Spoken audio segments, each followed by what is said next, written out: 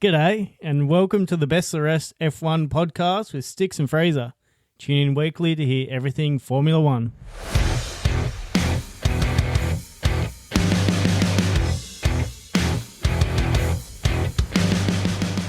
Howdy, you're listening to the Best of the Rest podcast with Sticks and Fraser, and we've got a Chinese Grand Prix to review, mate. That was a wild weekend of action. Oh, sprint weekend with new regs. It was always going to be spicy, but yeah, I think it brought a bit more to the table than I expected. It's making it difficult to know what to feel. I went in, I'm still pissed about the regs, but I went in with a chip on my shoulder, but I couldn't help but enjoy the racing. So it's left me with mixed emotions. Do you feel similar or? Yeah, I do. It was enjoyable to watch.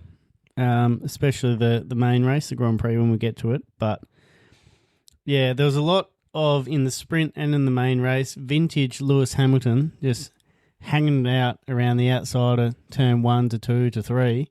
Putting on a clinic. Just loving the wheel-to-wheel action. But yeah, 95% of that was against his teammate. So yeah, mixed emotions. It feels very much like a reversal of last year, where last year was all about qualifying and then the race there wasn't a whole lot going on. It feels like qualifying, there's not a whole lot going on. It's a little bit predictable already, but the races to this point have been quite spicy. Yeah, well, it didn't really matter where you qualified in the main race when you had 4 cars D and S. Oh. Didn't even start the race.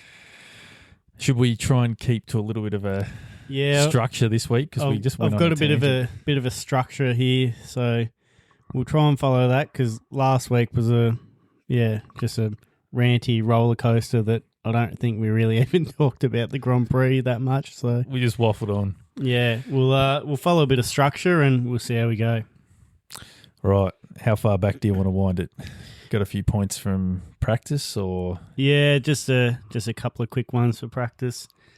So Ferrari, did you see it out on track there, Sticks, that they were using their rotating 270-degree wing?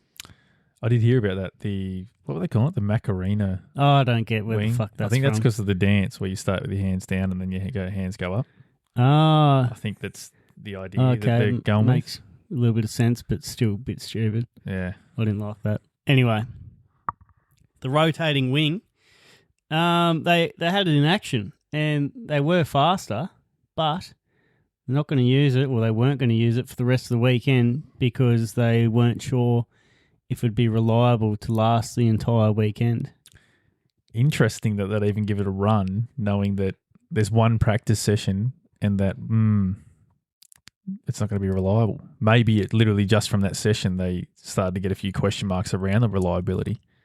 Well, I think even the commentators were saying during the session that Ferrari weren't going to use it for the remaining sessions or the competitive sessions because the reliability was going to be unknown. So, bit of a gamble for them to bring it out in the only practice. But, yeah, I guess they saw what their old wing, current wing, whatever, did prior in Australia. So, yeah, maybe they were confident that they could just continue that and give the old 270 a bit of a razz and keep everyone talking about them.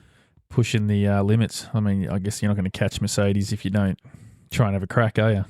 No, not with the way they've started. So, yeah, teams are going to definitely need to see what they can do to bridge that gap. Right, sprint quali.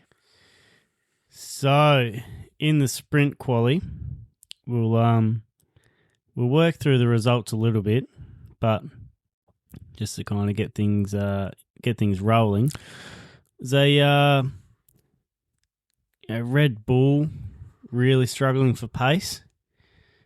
An unhappy Max Verstappen, that's for sure. Yeah, I don't really know what was going on there with Red Bull. They're just not really seeming like they can get themselves dialed in to get that one lap pace together. I think they just don't have the pace in general. It's quite worrying, and I mean, Max Verstappen's not going to put up with that if they can't pull it together this year. So that's going to be a storyline that I'm sure everyone's keeping an eye on. But the sprint quali had George Russell put on pole again. Not a surprise. No. There wasn't too many surprises there.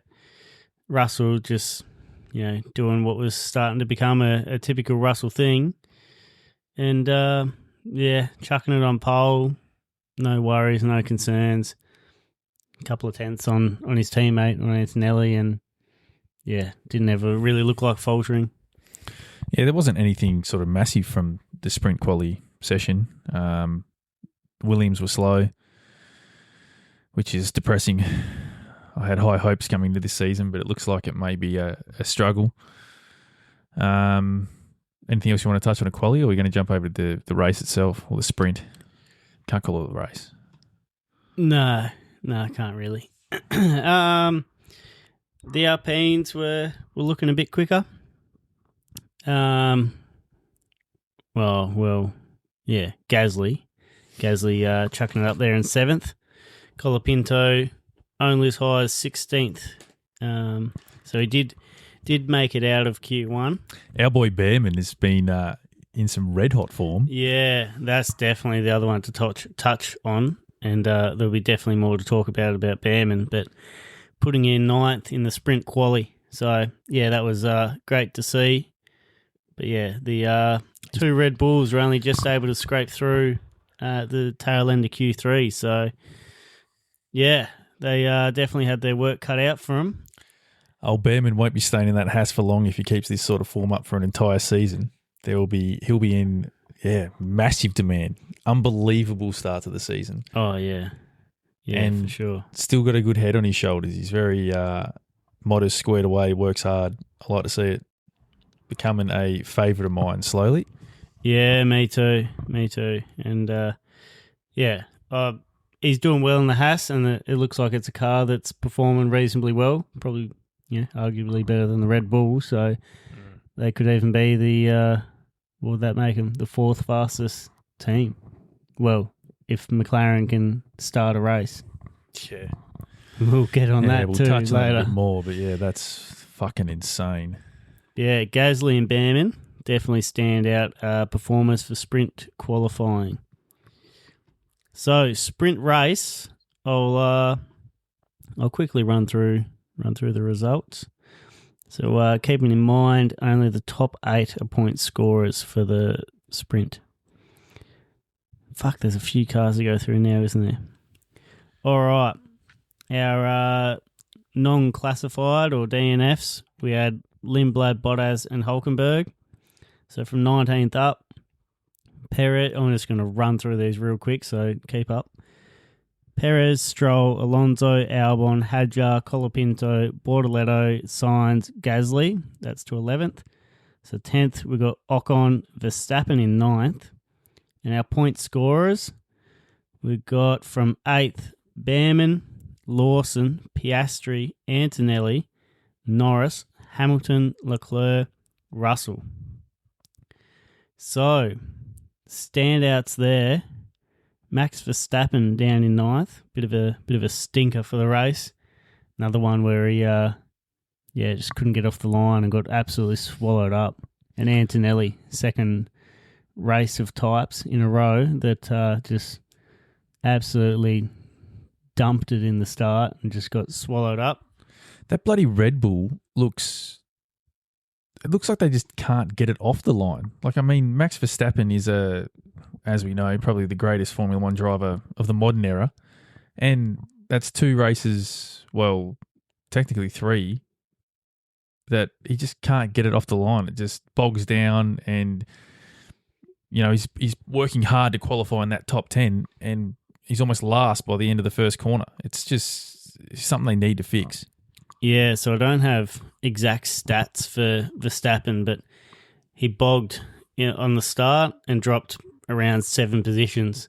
So from starting, can't remember what we just said, but started 8th, I think. 8th.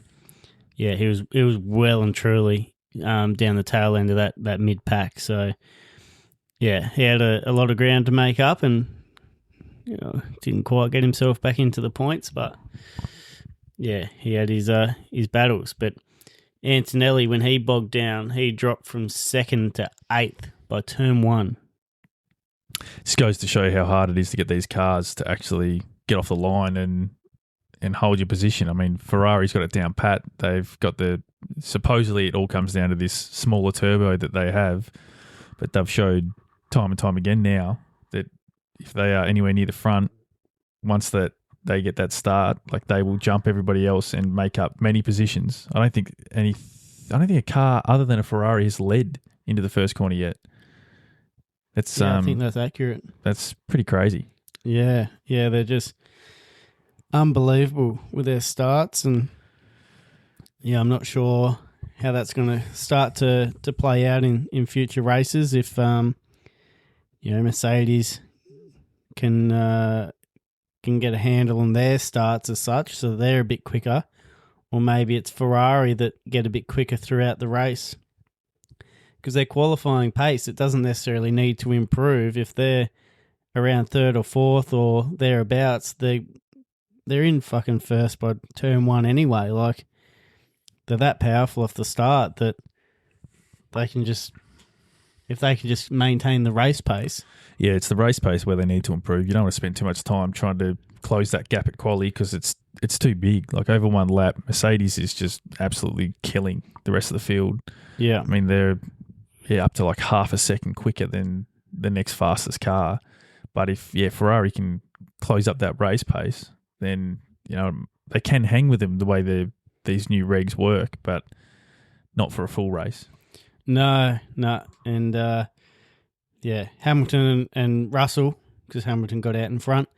He had lots of changes for the lead, and it was a pretty interesting battle. A lot of it was just more battery management and how they deployed their boost modes, but still interesting to watch. But by about lap 8, I think it settled down and Russell just started pulling a gap, and Hamilton and Leclerc ended up having a bit of a battle there as well amongst themselves and swapped a couple of times. And so ultimately Russell converts his sprint pole, gets the win, and leads us into quali the following day, and everyone's sort of thinking that the same thing's going to happen again. But what did we see? Old boy Antonelli put it on pole. Youngest pole sitter ever. Yeah, absolutely unreal. Especially, early in the day that he dropped 2nd to 8th. He came in a bit hot into turn 1, has the damage, causes damage to Hadjar. Actually, I'm not sure so he got the 10-second penalty. I guess I'll wrap that part up first. So he served his penalty because lap 13 there was a safety car. So Antonelli dropped back to 7th, and I believe he finished in 4th. So actually, I might not have quite been that high. It might have been 5th. But decent drive there. Let me just fact check this so I'm not talking out my ass. Yeah, 5th. It's a decent drive to get back, but definitely, takes a hit to the confidence and whatnot. And then to come out later that afternoon and just, all that would disappear. It was like a completely different man, and just throws it on pole, youngest ever pole sitter, and absolutely smashed it too. I hope I've taken the notes here, but it was almost 2 years that he was younger than Vettel. There was about 3 drivers that were all 21 and X amount of days, and Kimi's 19. So to dominate that record is unbelievable. And it wasn't, Russell had some issues. So the pressure was off on his first run in Q3. But Russell got the car, Mercedes got the car back up and running. So Russell got out there for 1 lap. So it wasn't like he was, under no pressure and no competition at all. Managed to hold strong and put it on pole, which is just wild. 19 years old, putting it on pole. And you see in a few of his interviews that he does mention that it's going to be hard to beat George and he needs to push. And George is a great driver, and he mentioned the Drivers' Championship a few times. So it goes to show that it's on his mind. And you can see with Kimi that he isn't as polished in the PR sense. where a lot of the other drivers wouldn't mention the Drivers' Championship really at all. Like you look at last year when it was getting to crunch time and they were hounded with questions, but they weren't bringing it up themselves. But Kimi, round 2, is already sort of thrown a few things out there in the short interviews he's gone through. And it just sort of gives you a little bit of an insight into, I guess, the confidence that builds from putting it on pole. Yeah, he's a incredible young man, and he's going to have a bright future ahead of him. But yeah, just so well poised and so calm with it all. But yeah, like you said, he's his second round in, and this is only after the sprint quali, and he's starting to the main quali, and he's starting to talk about Drivers' Championship and what he needs to do for those gaps. So a lot of pressure. I was carrying on like an absolute madman when Russell's car stopped. I was celebrating. I was like, oh no, Russell's already become the villain in my mind because he's won one race and a sprint, and he's going to be that's that bloke that no one's going to be able to beat. So as soon as he was stopped on track, I was up and about. I was carrying on something shocking. Yeah, which sucks as well because I want to see Russell do well, but I had the exact same feelings, because he's just kind of dominated so far. Just to see someone else being able to put it on pole and to be Antonelli having that opportunity, I was like, yes, come on, car failure. Don't, in one mind, I didn't want him to be able to get back out there at all. Then in the other mind, I kind of did, because it, like they kind of alluded to with all the commentation on it, that I don't think that's a word either, is it? Commentation. I was going to let that one slide, but that's gold. Yeah, all the commentation on it. That Crofty's been doing a fair bit of commentation lately. Yeah, fucking up left, right, and centre. I don't know what past tense is. Commenting. I don't know. Anyway, let's move on. Yeah, that I don't even know what I'm saying anymore. So I do want to say, Williams fucking pissed me off. Both out in Q1. Oh, mate. They are struggle street. Just no pace over one lap. And not out of Q1 by a little bit either. There's a fair bit of distance between them and the rest of the field. And I don't know, I think it's ultimately disappointing because the hype was for this 26 season. It was all like last year, they weren't trying. They weren't trying last year, and they were just scoring podiums for fun. They were fifth fastest team for fun. But we're not trying. We're all about 26. 26 is our year. We're putting all our resources into 26, and they've just come out fucking shit. Yeah. Yeah, when it's meant to be the year that they were so, as apparently focusing on. And they've gone backwards. Yeah, they've been so dedicated to 26. Yeah, this is going to be our year. And then, yeah, they've gone from podiums to out in Q1s and not even looking like challenging for points. And it's even, changing the cool, calm, collected Alex Albon into showing his frustration over the radio. I think it must have been when they were eliminated, and he pulled up in the pits and just screamed like terrible or something along those lines, like just so frustrated with how shit things are going. Yeah, they replayed that and he said it real weird too. It was like, terrible. Yeah, like he was really wound up. Yeah, it's like rattled him. It's interesting that we haven't really seen a whole lot from Carlos Sainz. No. He's not saying much. I'm sure I still don't think that they're letting through all the radio messages. Oh, definitely not. We're still getting filtered, and we're only getting half of them. So if they had anything to do with like any comment on the regs or cars, battery or it wouldn't have been broadcasted to us anyway. 100%, because if they're curating comments on social media posts, they're definitely going to change the broadcast and not put messages out there from the drivers complaining. When you think about it, we haven't even really heard a whole lot from Max complaining, like mid-race and even after the fact, he's not saying much. I wonder if he's been told to pull his head in a bit, because he's been pretty vocal round one pre-season. It'll be interesting to see how that unfolds, because if that Red Bull stays stays pretty mid, then yeah, he's only going to get more and more frustrated with it. And I imagine he's going to speak up.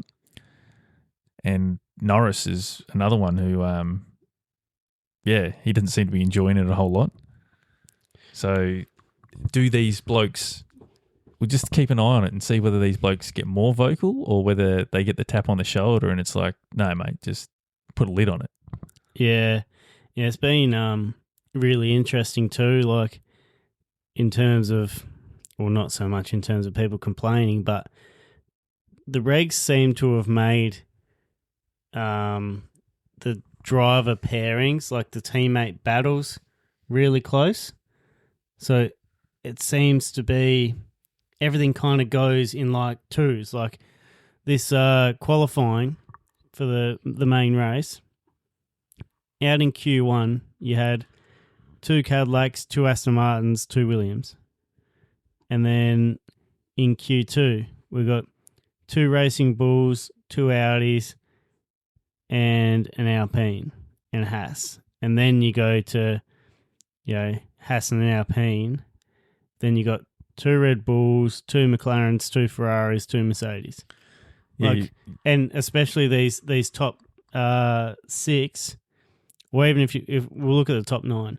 So the top 6 goes Antonelli, Russell, Hamilton, Leclerc, Piastri, Norris, then Gasly in there as a little shake-up, then Verstappen, Hadjar, and then Behrman. Like it's very kind of grouped by the team. Like there's even Verstappen's not able to do his outdrive the car and put 8/10 on his teammate or whatever and put it up on pole, and his teammate's like 20th. It's going to be interesting to see how that pans out, whether we end up with a season where, like last year, it was very much a shake-up. Like you had some Q3s where you almost had a car from every team representing.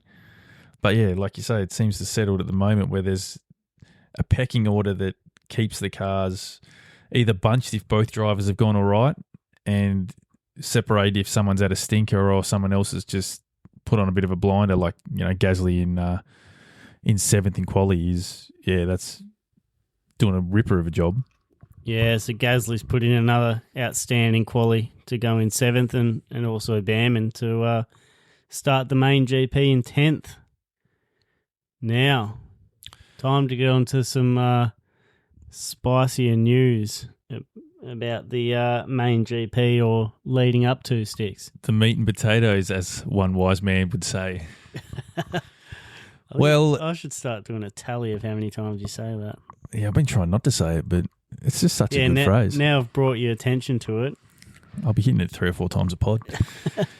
Well, we might as well start off with the main story from the race, and that's a Kimi Antonelli win, which is just wild. Absolutely unbelievable. And a win off his own merit too. There was nothing that sort of put George off or any other drivers. Like when he got a bit of space, he was put a gap between him and the Ferraris. And by the time George worked his way through the field, after getting jumped at the start, it was a time trial finish towards the end. And yeah, Kimi didn't lose any time until he had a lock-up with like 3 laps to go, which he was pushing a bit too hard, I think. And he said in Italian something about shitting himself or something after the race in the cool-down room. Ripper. And the old Crofty, Formula One, had to do their classic, "Oh, I'm sorry if that offended anybody." Like, fuck up. Seriously.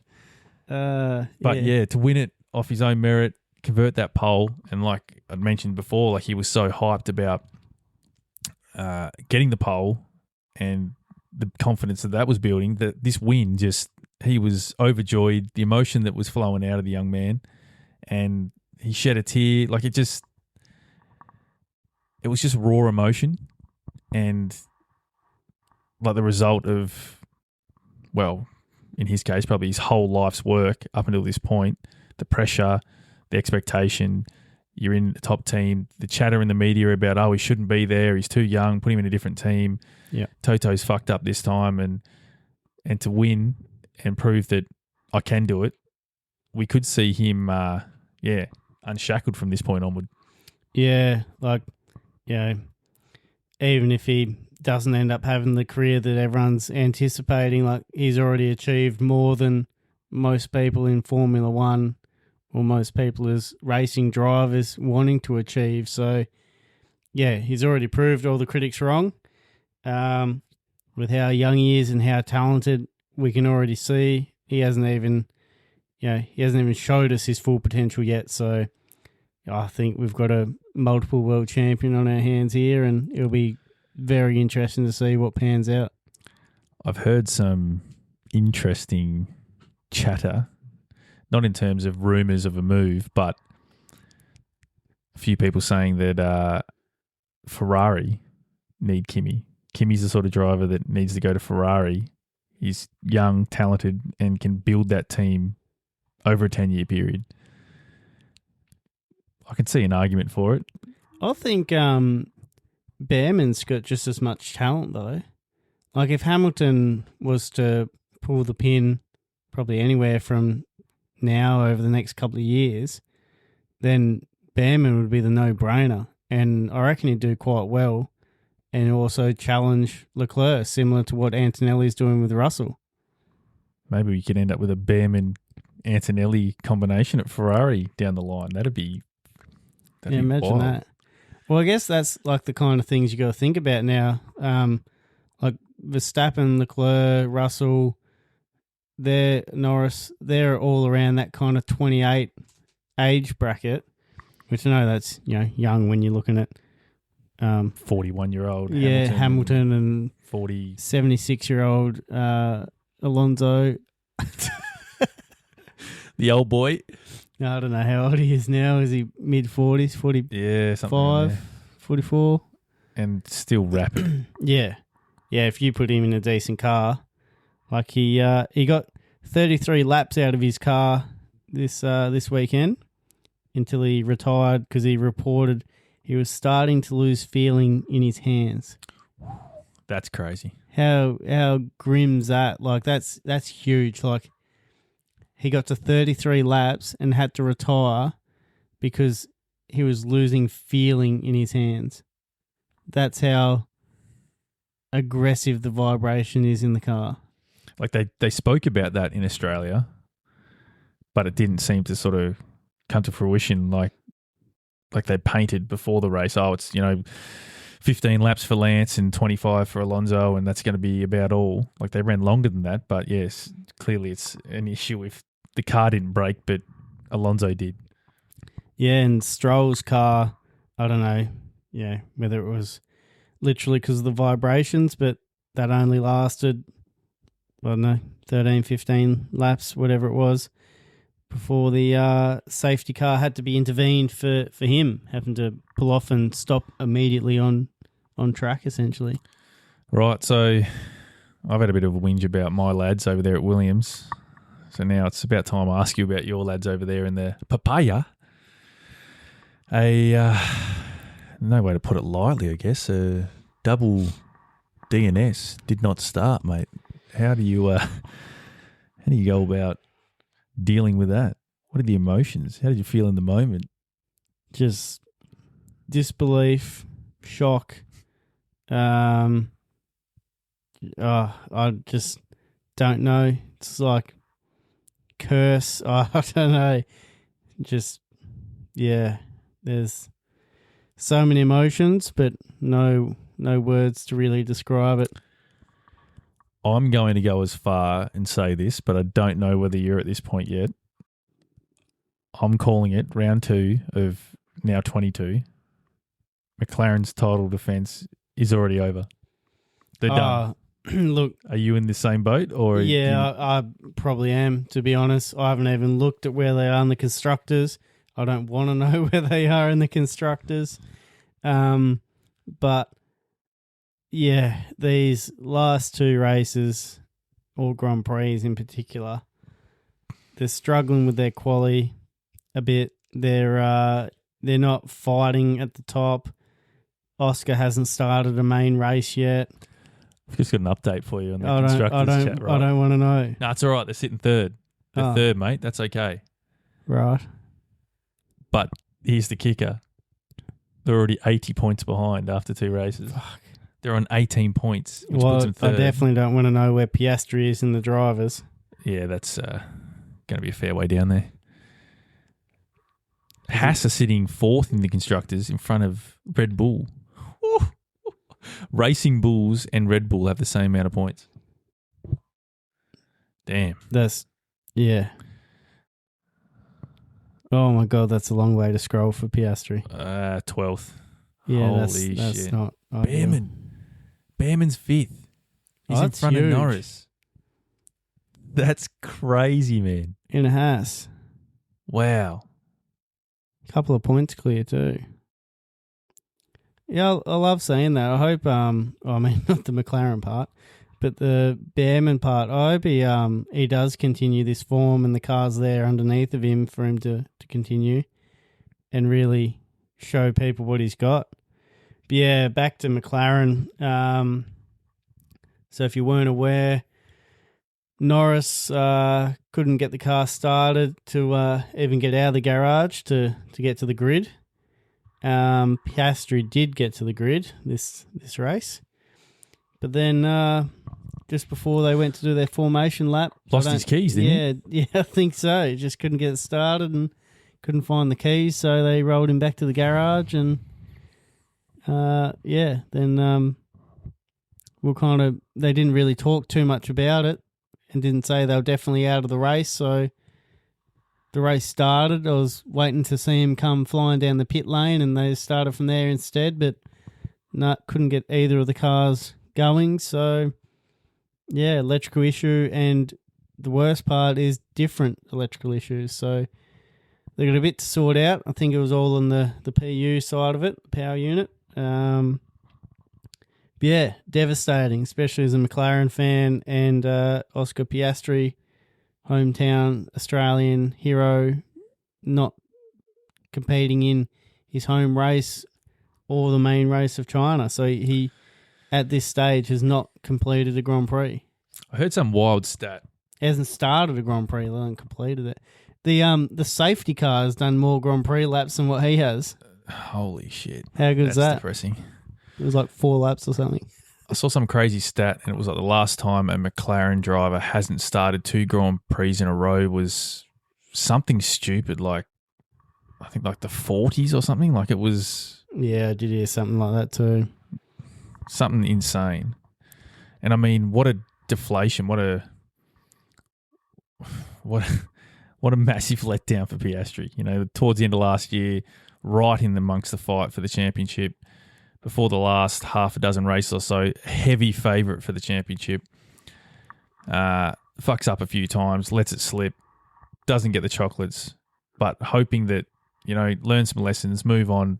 They'll dish me up a decent enough car that I can compete with next year. And I mean, the car seems okay, but it's like 3rd fastest with probably daylight between McLaren and Ferrari, and then there's a bit of daylight between Ferrari and Mercedes. So he goes from contending for the championship and he can't even start 2 Grand Prix. So you're already 2 full races behind. So even if you competed in those 2, like he's still going to be off the pace by a fair bit in terms of points early on. But, I mean, unless other teams have these sort of problems and it becomes a season where I heard David Coulthard mentioned that when he raced, it was like they expected not to finish 2 to 4 Grand Prix a year, whether reliability or, they'd mess up and crash or something. Like that's what they sort of expected, where now the level's so high that the cars, they don't break. Well, they didn't before this regulation set. They don't break very rarely, and they're so well managed that drivers don't really make mistakes. They're not like those old school cars where it was a lot skinnier tyres and 1,000 horsepower, and it's very easy just to light the rears up and send it. Like, not that you can't do that in this regulation set, but yeah, just an interesting mindset shift from somebody who raced in, I think he's around the 90s probably. And yeah, to turn around and say, I think the drivers need to actually change their mindset and almost expect to not finish to have these sort of results. But for McLaren to open the season up, especially Piastri with the 2 DNSs, is wild. Do you think that F1 should be concerned because second race in, we've got 4 cars not even starting, which was obviously the 2 McLarens that we touched on. Albon was set to start from the pit lane but had the hydraulic issue, so he didn't start. And Bortoletto was also wheeled back into the garage. So there's 4 DNSs. Then at lap 13 or whatever it was, Stroll's battery issue, so he's retired. And then Verstappen at lap 46 was going slow and told to retire the car due to an electrical issue. So all of these, except for the hydraulic for Albon, have been electrical battery-related issues. So that's 6 cars, either 4 not starting, that's huge. Another 2 having to retire throughout the race. That's not even a crash. So what's your thoughts? Like, should F1 or FIA or whoever be concerned about these regulations creating problems? I think it's probably early days at the moment.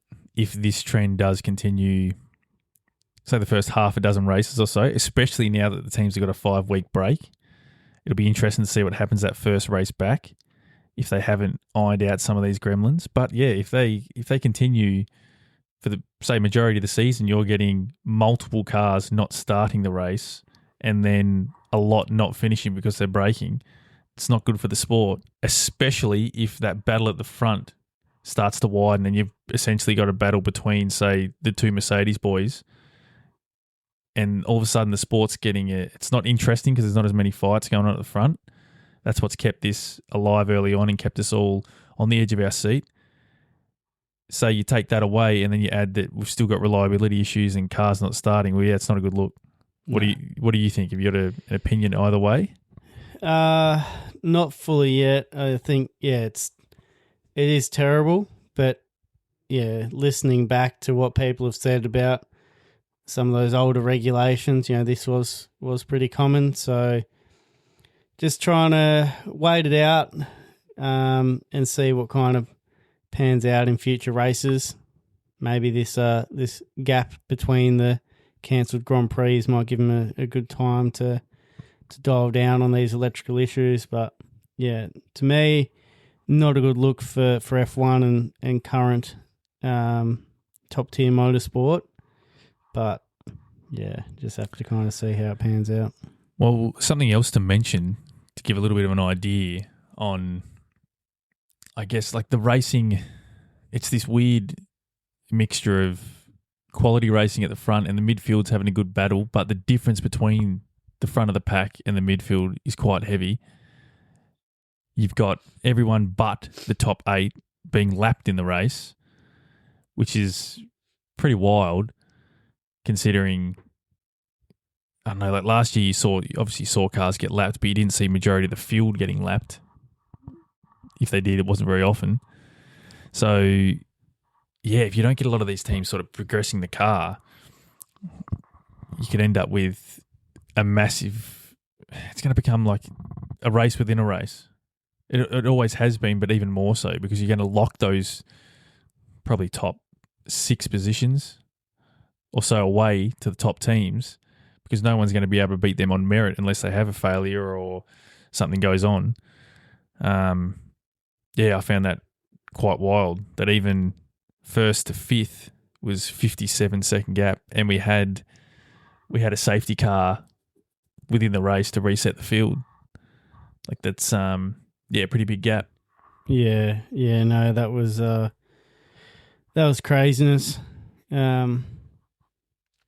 Yeah.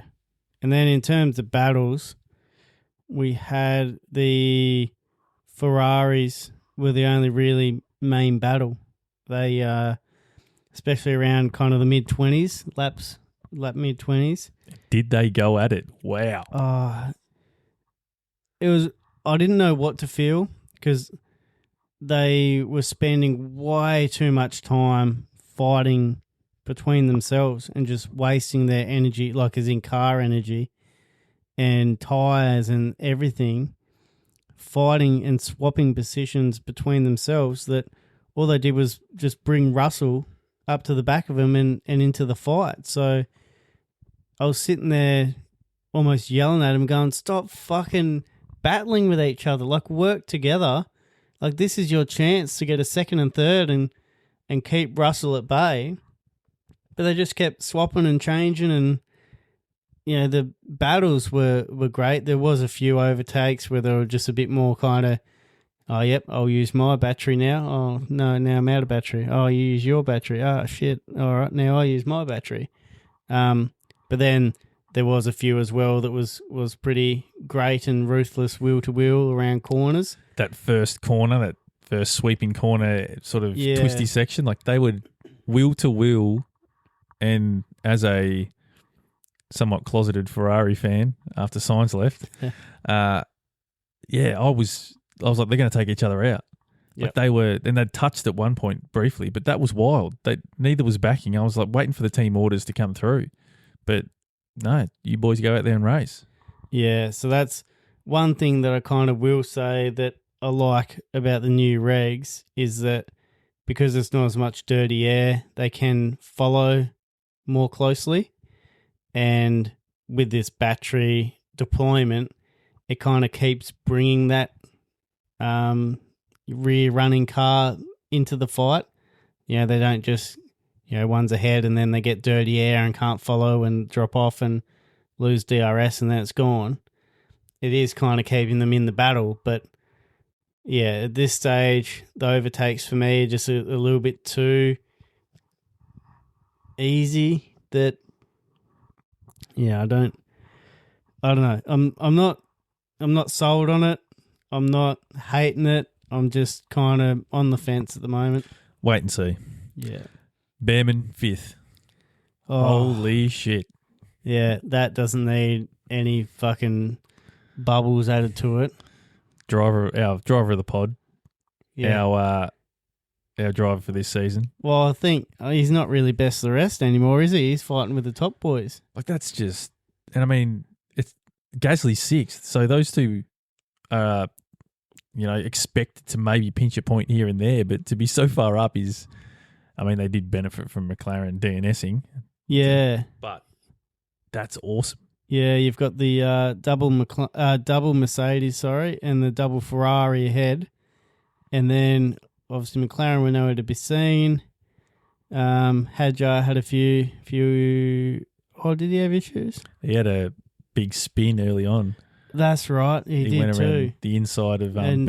Behrman had to have his quick hands, unreal. Oof.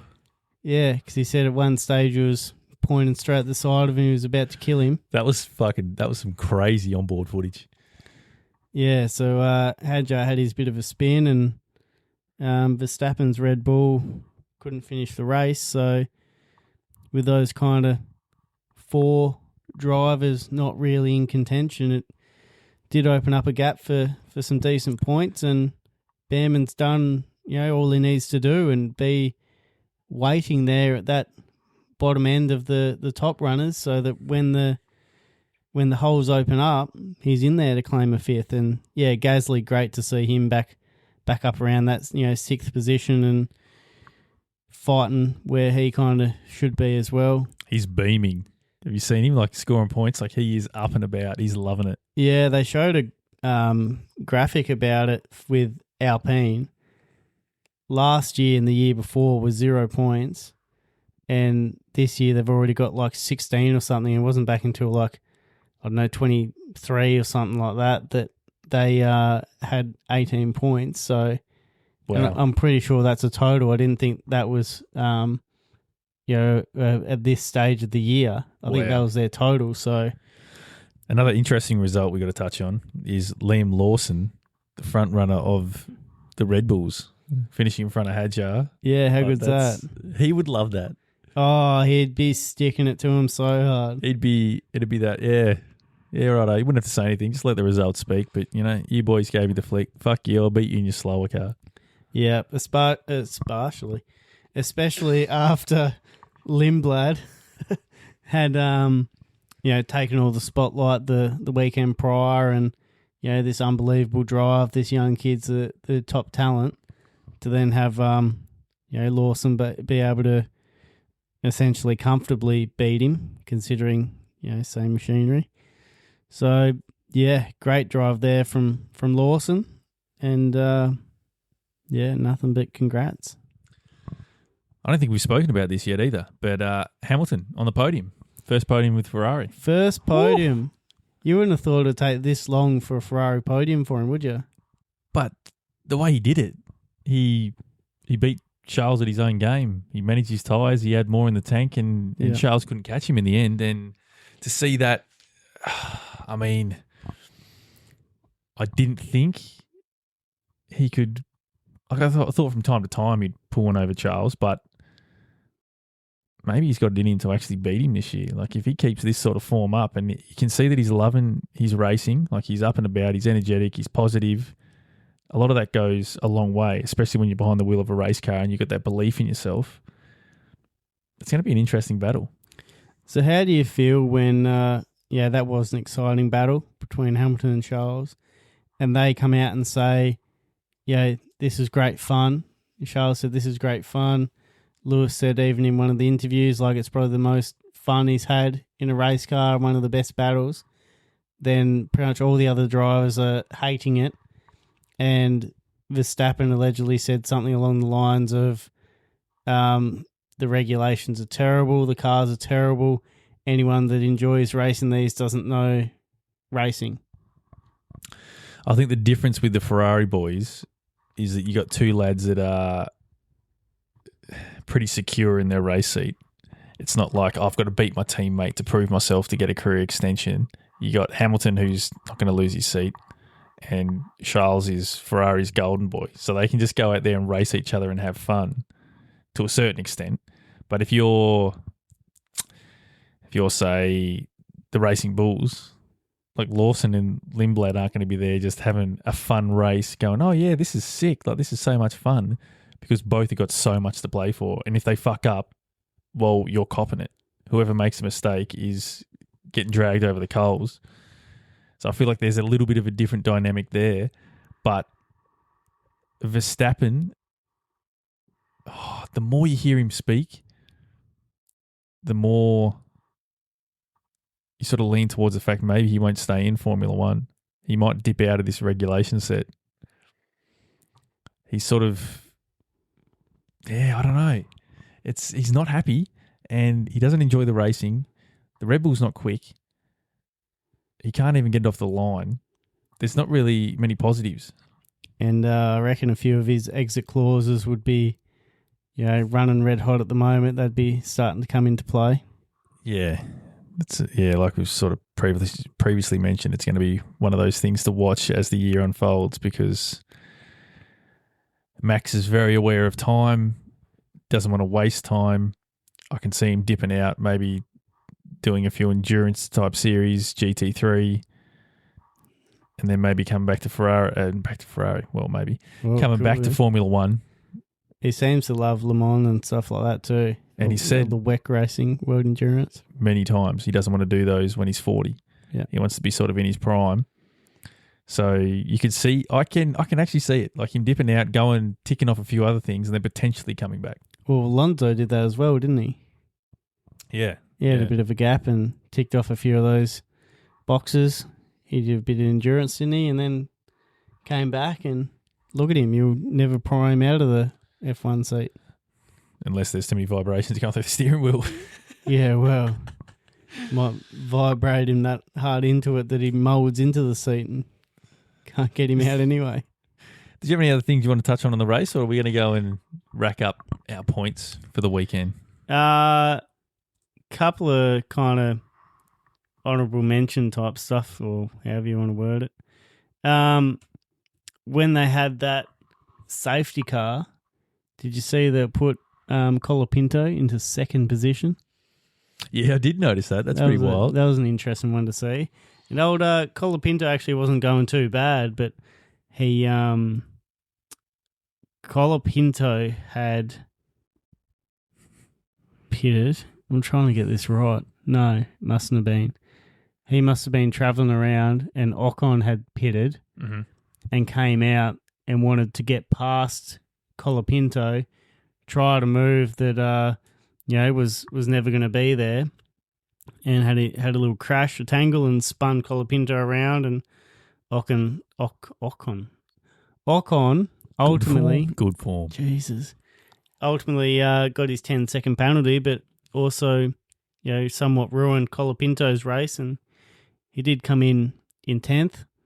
Crofty thought the battle for 9th was still on the cool-down lap. Fuck me. But, yeah, that was about it. And then, as a result of that crash, did you see the mechanics getting the bolt cutters onto Ocon's car in his pit stop? I did see that. Full fucking NASCAR spec. Not very Formula One, is it? I was waiting for him to start, elbow diving on the bonnet to get it shut like they do in NASCAR too. Just do a little front wing repair. No worries, mate. Give her the elbow. So yeah, I loved a bit of that. That was interesting because it's never anything like that. But that was just a bit of the side barge board had been broken off and just had a bit of metal sticking out. So I think it was more of a safety aspect than anything. Chip chop. Yeah. I think that just about wraps her up for the main race kind of review part of it. All right, let's just quickly add up some points here and get out of here.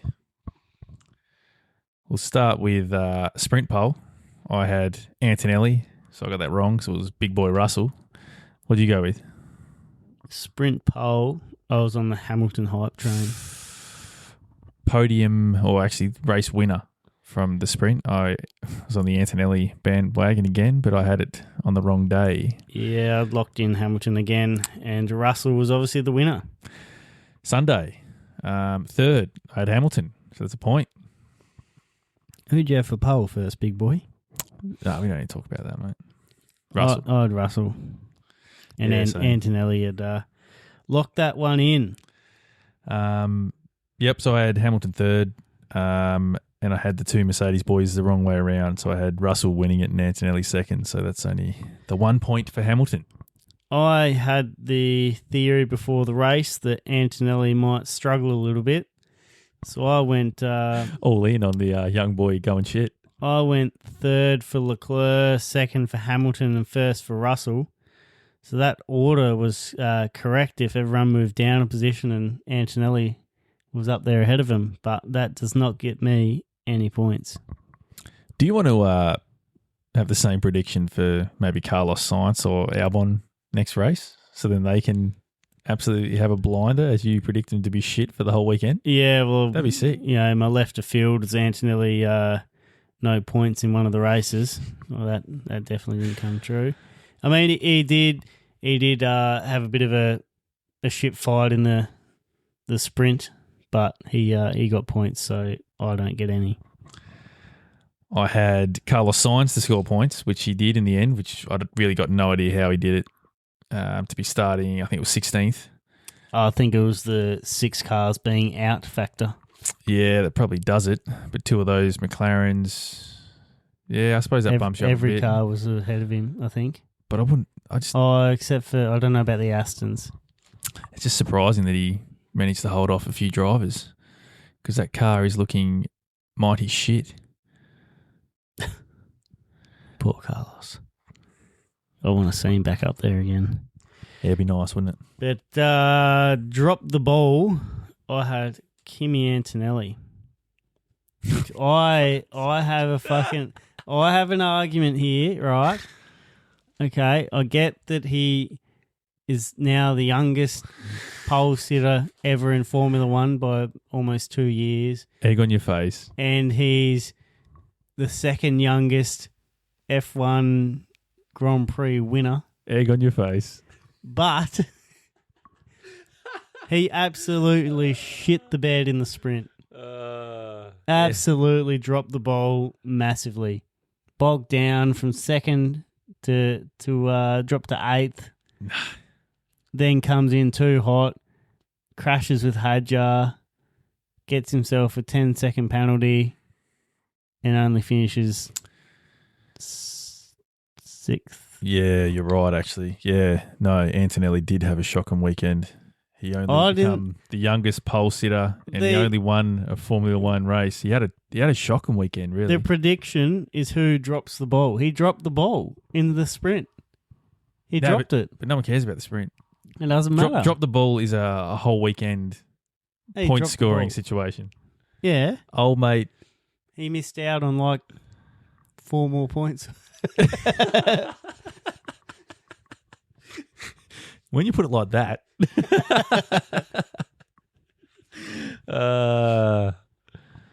I'm going to allow you to self-allow this point or take it away, depending on how you feel.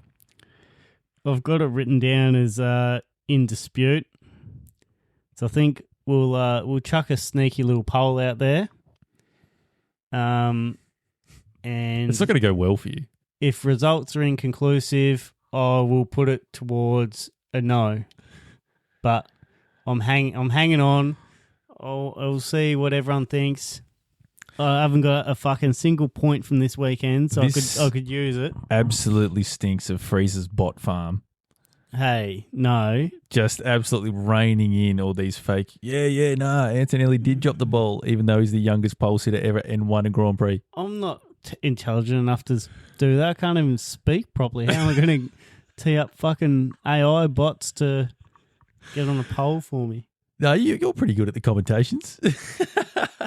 Yeah, there's a few commentations about. Well, I had Alex Albon dropping the ball, which, I guess technically he did, but not that it was his fault. But Williams had given him a shit car. No, it's not his fault. It's the car. It's the car on the team. So Yes. no, you don't get it. I mean, I could sort of argue against myself getting it, to be honest. He had a shit weekend, but it's almost expected. Yeah, I don't know. I'd give it to you, but because you're disputing mine. Well, put it this way, Antonelli, he's a lot less drop the ball than Albon.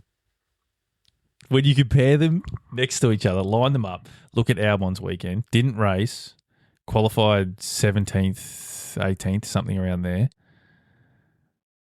Antonelli won and put on pole. I think that wraps it up. I get a point. No, I think it was it Jack Villeneuve throughout the weekend that was doing a bit of. I fucking hate that bloke. He Commentating with pisses him? me off. Well, he knows his shit, right? Because He he is said shit. no, he knows his shit. Because he said Mercedes' expectation now is anything that's not first and second is like a complete disappointment.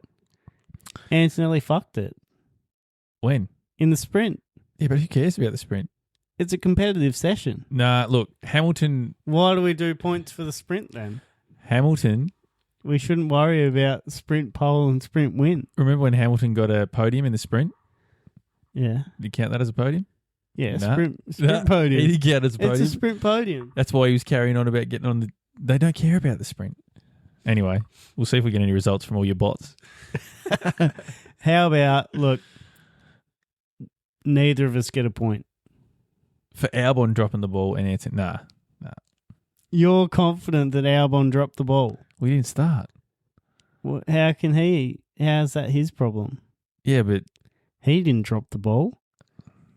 So I'd have to say Albon / Williams. You would have had to say Williams dropped the ball. But then if Albon crashes... That's him. That's driver error. Interesting. We're getting really technical with it. Well, we can run like that. If you want to set the rules at this point, that's fine. I'll just police that to your standard for the rest of the season. This could bite me in the ass. Up to you. Go for it. Nah, I'm setting it. You got to be specific. Yep. Albon to crash on lap 42. Corner 7. Well, you could still be specific but keep it broad. That's all right. How? Like Albon to crash throughout the weekend. Albon dropping the ball is Albon himself. All right. We can set that standard. That's Maybe all I should do Gasly dropping the ball because you've seen his pre-race warm-up and stuff where he's got the reflexes where he's got to catch right. the He ball. loves that, doesn't he? He does it all the time. Maybe if I do Gasly drop the ball and try and find some footage of him actually dropping the ball. Won't happen. That man's elite. He is fucking good. Oh, yeah, anyway. All right, have you got a points tally? Because I don't. We might have to just rack that up for the next pod. Well, it depends. What are we doing with current? Well, I've scored. Are you getting Albon? No, you're the one setting the standard. I'll put the ball in your court. You're not getting Albon. So what'd you get? You got... I got 2. What, 2? Sainz and Hamilton. Well, science points. Yeah. Oh, he's not happy. Fucking Listen to him. He's not happy. Thought he only got 1. All right. Well, that puts... You've got 2 for this weekend and none for me. So that puts your total to 4 and my total stays at 3. So Sticks has taken the lead. Woo, woo, woo, woo. That's all right, mate. I'll just power ahead now. Nothing to it. I look forward to the debates coming in future pods on your drop the ball or left of field. It's going to be fun. Did you know that McLaren's last double DNS was 2005? I do now. You do now. And on that note, box. Righto. Time to get us out of here. Give us a like, a share, a review, a comment, and we'll catch you on the next one. See ya. Boy. Oh, look at this. This is not a dog. This is a piece of shit. Wave his magic driving skills. Well.